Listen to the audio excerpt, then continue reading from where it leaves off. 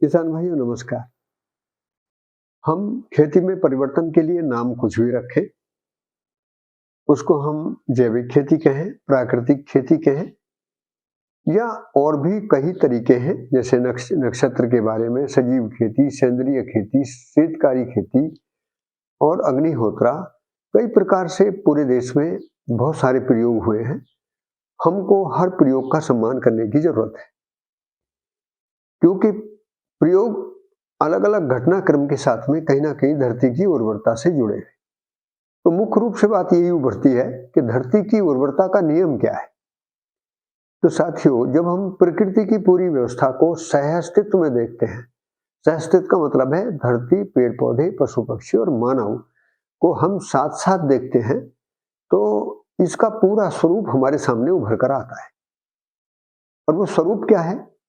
कि धरती अपने पूरे खनिज और अपने पूरे पोषण तंत्र को बीज के लिए अर्पित करती है और बीज फलित होकर विरचित होता है और उसके सारे अवशेष धरती को प्राप्त होते हैं, गल सड़कर धरती को मिलते हैं, तो धरती की उर्वरता बढ़ जाती है। तो इससे क्या होता है कि धरती में जो उर्वरता का नियम है उसको हम कैसे पहचानें? यदि धरती एक बीज से अनेक बीज पैदा करने में समर्थ है तो धरती की उर्वरता ठीक है। अब इस धरती की उर्वरता में कितने ऐसे घटक हैं जिनको हम वैज्ञानिक दृष्टि से देख पाते हैं। जैसे सूक्ष्म जीवाणुओं को हम आंखों से नहीं, केवल वैज्ञानिक तरीके से यंत्र विधि से देख पाते हैं। लेकिन केवल जीवाणु ही जमीन के अंदर काम करता है ऐसा नहीं है। जमीन के अंदर जीवाणु तंत्र के साथ साथ बहुत सारे कीड़े और बहुत सारे जीव जानवरों का एक बहुत बड़ा संसार है जिसको हम स्वेदज संसार बोलते हैं, अर्थात मिट्टी में पसीने से पैदा होने वाली वो क्रियाएं हैं। और वो क्रियाएं इसीलिए पैदा होती हैं कि अनेक प्रकार के रासायनिक संतुलन के साथ धरती की उर्वरता बनी रहे, ताकि बीज के पोषण का पूरा नियम वहां सक्रिय रूप से काम करता रहे। निरंतरता में यदि इस नियम को हम सही ढंग से पहचान लें तो हमको बाहर से कल्चर के प्रयोग की आवश्यकता कम से कम पड़ेगी या 1 या 2 बार पड़ेगी। क्यों? क्योंकि कल्चर जमीन का खत्म कैसे होता है और कल्चर जमीन में आता कैसे है, ये पहचानने की जरूरत है। जमीन में जब हम कल्चर को पहचानते हैं तो वो जीवाश्म के साथ ही पहचानते हैं, अर्थात जमीन का कार्बन, जमीन की पीएच, जमीन की इलेक्ट्रिकल कंडक्टिविटी। तो जमीन की भौतिक और रासायनिक संरचना के आधार पर वहां जीवाणु की उपस्थिति दर्ज होती है। तो इसका मतलब जीवाणु और कार्बन का भी एक सहअस्तित्व है, जीवाणु और पीएच मान का भी एक सहअस्तित्व है, जीवाणु और इलेक्ट्रिकल कंडक्टिविटी का भी एक सहअस्तित्व है। वैज्ञानिक भाषा में इसे कहें तो ये साथ साथ हैं। इनको अलग अलग करके देखेंगे तो दिखाई देगा, लेकिन उसकी क्रियाशीलता और उसकी उपयोगिता स्पष्ट नहीं होगी। तो इस प्रकार टुकड़े टुकड़े में चीजों को देखने से समग्रता नहीं स्पष्ट होती और समन्वयता भी स्थापित नहीं होती। इससे विशेषज्ञता बढ़ सकती है। किसी ने नाइट्रोजन के बैक्टीरिया को ज्यादा पहचाना, किसी ने फास्फोरस को ज्यादा पहचाना, किसी ने पोटास को ज्यादा पहचाना। तो मेरे कहने का तात्पर्य ये है कि जमीन के अंदर कल्चर की उत्पत्ति कैसे होती है, ये नियम यदि समझ में आ जाए तो हम बाहर के कल्चर खरीदने में और बाहर के कल्चर का प्रयोग करने में भी थोड़ी सतर्कता बरतेंगे। और बल्कि बाजार में कई बार बहुत ज्यादा कीमत और बहुत ज्यादा जिनका कोई मानक नहीं होता ऐसी चीजें भी मिल जाती हैं, तो उनसे भी बचेंगे। और जैविक खेती में खास तौर से खेत पर ही लागत तैयार करने का नियम यह कहता है कि हम खेत पर ही उन चीजों को पैदा करें।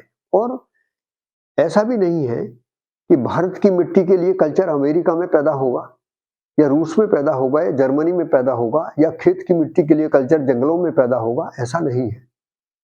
खेत का कल्चर खेत में ही पैदा होता है। कल्चर क्या है? कल्चर ये पाचन रस है जो जैसे जब हम भोजन करते हैं उससे पहले हमारे मुंह में एक लार आती है जिसको हम सलाइवा बोलते हैं।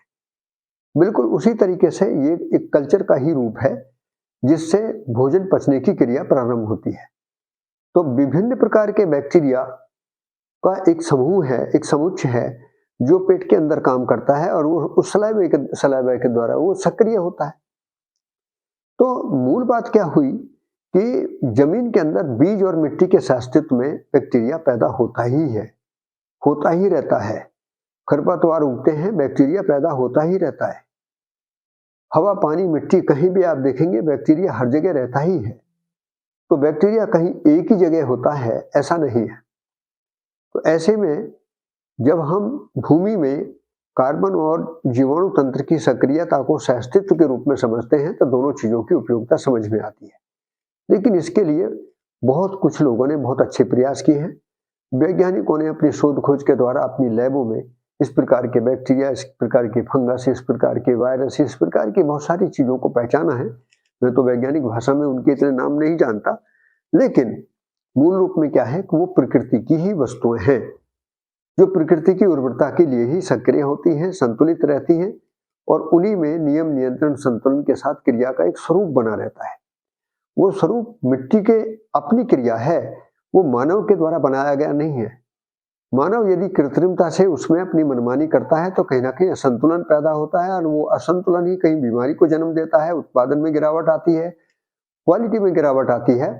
तो इस प्रकार से कोई मनमानी ना करें और किसी चीज पर हम बहुत ज्यादा आवेशित भी ना हो, विशेषज्ञता को ना दर्शाएं, बल्कि समझने की कोशिश ये करें कि पशुपालन के जरिए या किसी भी बीज के जरिए या मिट्टी की पूरी संरचना में होने वाली सभी क्रियाओं के आधार पर पोषण प्रबंधन का नियम क्या हो सकता है ताकि जमीन की उर्वरता ठीक ढंग से बनी रहे। इसलिए किसी तरीके को छोटा बड़ा कहने की जरूरत नहीं, बल्कि उस तरीके में क्या अच्छाई निकल सकती है, वहां से जो भी किसी किसान ने कोई बीज बनाया है, किसी किसान ने किसी प्रकार का तरल खाद बनाया है, किसी ने कोई कंपोस्ट खाद बनाया है और किसी ने हरी खाद के प्रयोग किए हैं, किसी ने सह फसली खेती का प्रयोग किया है, किसी ने वर्टिकल फार्मिंग के प्रयोग किए हैं।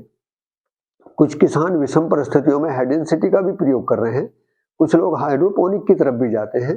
ग्रीन हाउस सेटनेट और ग्रीन टेक्नोलॉजी की बात भी हो रही है। तो यहाँ पर किसी चीज को काटने की जरूरत नहीं, बल्कि उसकी उपयोगिता कितनी है और हमारे लिए उसमें सरलता से स्वीकृति कितनी है, ये देखने की जरूरत है। साथियों, हमारी मानसिक चेतना का स्तर जितना होगा उतना ही हम सहज स्वीकृति के साथ साथ साथ मिलकर चलने की बात आगे करेंगे। नहीं तो क्या है, संघर्ष के लिए अनेक रास्ते हैं, बात की काटछांट के अनेक रास्ते हैं और आदमी ये रास्ते पहले से निकालता आया है। लेकिन किसान भाइयों से मेरा निवेदन है कि कहीं भी किसी भी एक बात पर न तुलें, बल्कि बाजार की चीजों से बचते हुए सीधे ऐसे संपर्क में उन लोगों के पास जाएं जहां पर बहुत ही सही कीमत और सही मानक के साथ आपको कल्चर जैसी चीजें उपलब्ध हो, उनका प्रयोग कर सकते हैं। लेकिन सावधानी यही बरतनी है कि उनमें कोई ऐसी चीजें ना हो कि बार बार प्रयोग करने की आदत हमको बन जाए, नहीं तो फिर हम वही आदान के चक्रव्यूह में फंसेंगे। पहले जैसे हम रासायनिक खाद खरीदते रहे, अब ऐसे ही कल्चर खरीदते रहेंगे। तो ये कोई खेती का उत्तम तरीका नहीं है। खेती का उत्तम तरीका यही है कि प्रकृति की व्यवस्था को समझें, उसमें होने वाली सभी क्रियाओं को सम्मान दें और बहुत अच्छे तरीके से उत्पादन करते हुए समृद्धि का अनुभव करें। सभी को बहुत बहुत शुभकामना। नमस्कार।